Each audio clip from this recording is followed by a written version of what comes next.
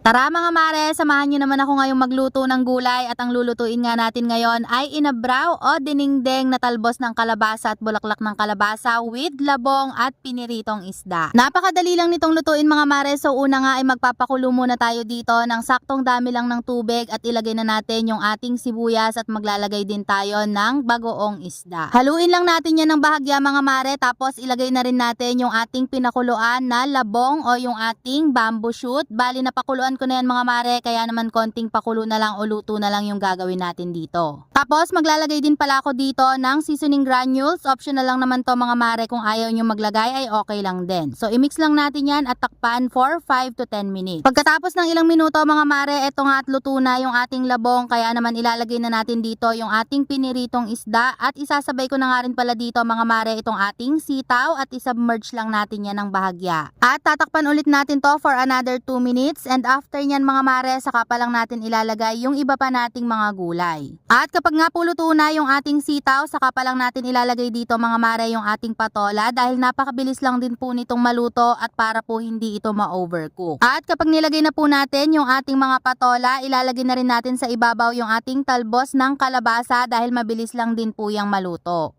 Tapos ay tatakpan lang ulit natin yan at lulutuin for another 1 minute mga mare. Tapos after nyan, saka natin ilalagay yung ating mga bulaklak ng kalabasa dahil sobrang bilis lang nitong maluto, kaya naman saglit lang nating ilalagay. At after po nating mailagay yung ating mga bulaklak ng kalabasa ay pwede na nating patayin yung ating kalan at yung init na lang po ang luluto dito sa ating mga bulaklak ng kalabasa. At ganun lang kadali mga mare at meron ka ng masarap at healthy na pang-ulam, ang inabraw na labong with bulaklak at talbos ng kalabasa. At kapag ganito naman talaga ang ulam mga mare, talaga namang mapaparami ka talaga ng kain. Huy!